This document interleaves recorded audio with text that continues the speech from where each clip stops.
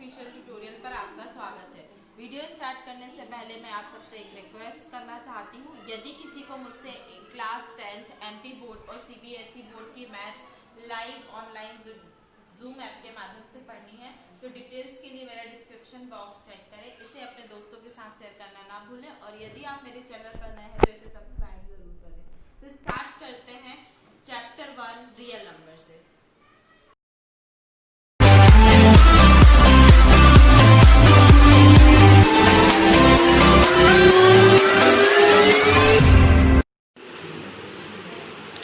Example 9 prove that root 3 is irrational. अब जब भी हमें इर्रेशनल प्रूव करना होता है तो हम क्या करते हैं, इसका जस्ट अपोजिट अज्यूम कर लेते हैं। सबसे पहले तो आपको पता होना चाहिए कि इर्रेशनल नंबर क्या होते हैं। तो ऐसे नंबर जिन्हें हम p अपॉन क्यू के फॉर्म में नहीं लिख सकते हैं वो हमारे इर्रेशनल कहलाते हैं। ठीक है, अब देखिए we have to prove root 3 is irrational. Let us assume the opposite that is root 3 is rational. जैसे कि मैंने आपको पहले ही बताया कि जब भी हमें इर्रेशनल प्रूव करना होगा हम क्या करेंगे, उसका जस्ट अपोजिट अज्यूम कर लेंगे। ठीक है, hence root 3 can be written in the form of a upon b। क्यों? क्योंकि हमने अज्यूम किया है कि रूट 3 कैसा है, रैशनल नंबर है। ठीक है, तो रैशनल नंबर कैसे होते हैं, a अपॉन b के फॉर्म में होते हैं। तो हम क्या करेंगे, root 3 is equals to a upon b लिख देंगे। अब सबसे पहली बात हमें ये भी पता होना चाहिए कि अब हमने अज्यूम तो कर लिया कि ये रैशनल नंबर है, लेकिन रैशनल नंबर है तो a और b हमारे कैसे होंगे, तो a और b हमारे दोनों क्या होंगे, को प्राइम होंगे। ठीक है, को प्राइम मतलब ऐसे नंबर जिनका एक के अलावा कोई और दूसरा फैक्टर नहीं होता। ठीक है, अब देखिए यहाँ पे root 3 is equals to a upon b, क्योंकि ये रैशनल नंबर है तो a अपॉन b के फॉर्म में होगा। अब ये जो b है ये इसका क्रॉस मल्टीप्लिकेशन होगा तो ये क्या हो जाएगा, रूट 3b। तो a की वैल्यू मिल गई मुझे रूट 3b। अब मैं दोनों साइड स्क्वायरिंग करूंगी तो क्या हो जाएगा, a का स्क्वायर और रूट 3b का स्क्वायर करने पे क्या मिलेगा, 3b स्क्वायर। ठीक है, अब यहाँ से मैं a स्क्वायर की वैल्यू निकाल लेती हूँ, a स्क्वायर की वैल्यू b स्क्वायर की वैल्यू निकाल लेती हूँ। b स्क्वायर की वैल्यू मिल जाएगी मुझे a स्क्वायर अपॉन 3। ठीक है, हैंस 3 डिवाइड्स a स्क्वायर, क्योंकि 3 जो है मेरा वो a स्क्वायर को डिवाइड कर सकता है तो ये a को भी डिवाइड करेगा। कैसे, बाय थ्योरम। थ्योरम क्या बोलता है कि यदि p कोई प्राइम नंबर है और यदि p डिवाइड कर रहा है a स्क्वायर को तो जो p होगा वो a को भी डिवाइड करेगा, वेयर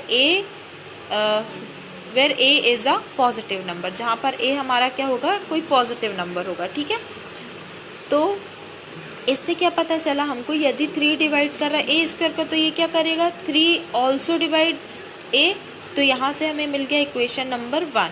अब यहाँ से हम ये बोल सकते हैं ना कि जैसे a स्क्वायर अपॉन 3 आया, मतलब कि जो 3 है वो a स्क्वायर को डिवाइड कर रहा है, वैसे ही सेम 3 जो होगा वो a को भी डिवाइड करेगा। तो a अपॉन 3 इक्वल टू, इसको मैं एक दूसरा नंबर अज्यूम कर लेती हूँ, c। ठीक है, तो a upon 3 is equals to c।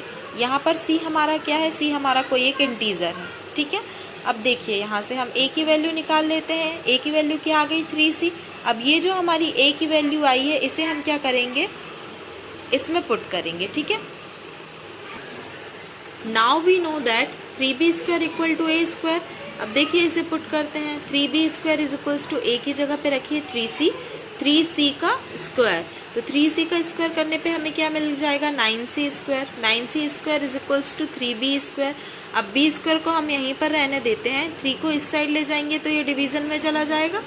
9c square upon 3, 3 1 जा 3, 3 3 जा 9। तो b स्क्वायर की वैल्यू मिल गई 3 स्क्वायर। अब यहाँ से देखिए c स्क्वायर की वैल्यू निकाल लेते हैं। c स्क्वायर की वैल्यू क्या आ जाएगी, b square upon 3। Since 3 divides b square, यदि 3 b स्क्वायर को डिवाइड कर रहा है तो अभी हमने क्या पढ़ा था, जैसे कि यहाँ पर हमने पढ़ा था कि यदि 3 डिवाइड कर रहा है a स्क्वायर को तो ये 3 जो होगा वो a को भी डिवाइड करेगा।